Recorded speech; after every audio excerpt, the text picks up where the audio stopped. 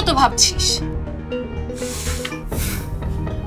যা বলছিস তেমন হলে কাজটা করা যায়, কিন্তু তোকেও একটা কাজ করতে হবে। কি?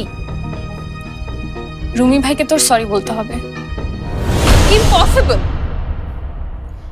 তাহলে মনে হয় রুমি ভাই রাজি হবে না। এখন তুই ভেবে দেখ কি করবি। আমি যাই, নয়তো দাদি আবার রাগ করবে।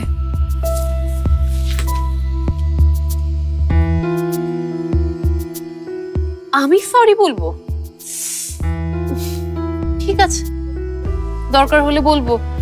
হাতে ফাঁদে পড়লে তো চামচিকা লাথি মারবি। কিন্তু ওই রুমিকেও তো আমার চাকরি করতে হবে, আমার চাকর তো হতেই হবে। কে? এই তো মা, আমি রুমি।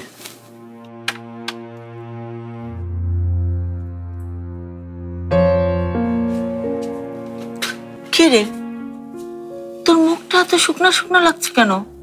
কই মা, ঠিক আছে, আসো। আজকে তোর বাবা আমাকে শপিং এ নিয়ে গেছিল তোর শার্ট পছন্দ করার জন্য।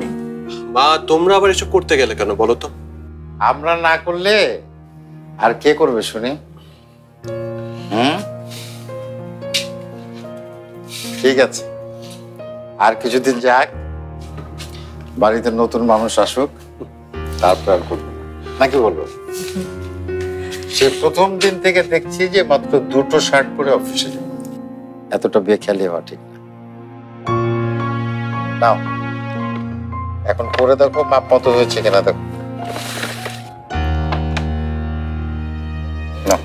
বাবা, আমি পরে দেখ না, ছোট বড় হলে তোর বাবা কাল গিয়ে বদলে আনবে। মা, এখনই পড়তে হবে? পড় না, কাল সকালে তো আবার অফিস চলে যাবি। মা, আগে ভাইয়াকে ফ্রেশ হতে দাও, দেখছো না ও কত ক্লান্ত। ও হ্যাঁ, রুমি যাও যাও বাবা, ঘরে যাও, রাতে খাওয়া দাওয়ার পর পড়লেও চলবে।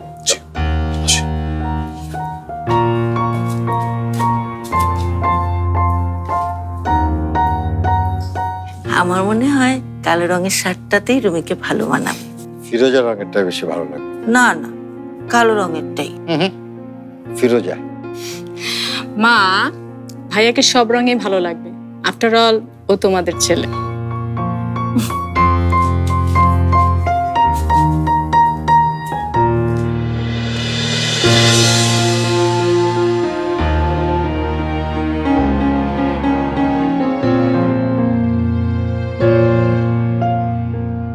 দুজনের ছেলে মানুষই দিন দিন বেড়েই যাচ্ছে। যদি খুনাক্ষরে টের পেত ভাইয়ের মনে এখন কি চলছে।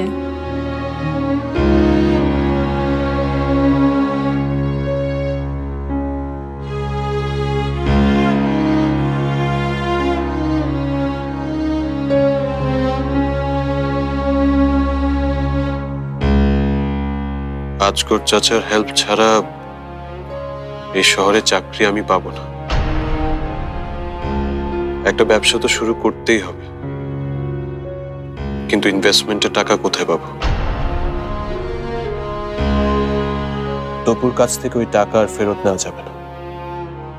তার চেয়ে মাসুম ভাইয়ের কাছে ধার হিসেবে চেয়ে দেখা যেতে পারে। রুমি আছো?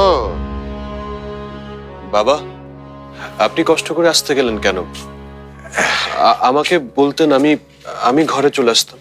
না না, ভাবলাম যে তোমার রুমে বসে তোমার সাথেই আলোচনা করি।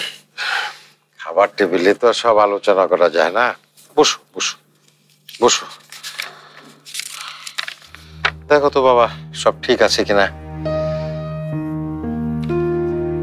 বাড়ি রং করা, তোমার আর শশীর রুমের নতুন ফার্নিচার, রান্নাঘরের জিনিসপত্র কিছুই তোমার মা বাদ দেয়নি।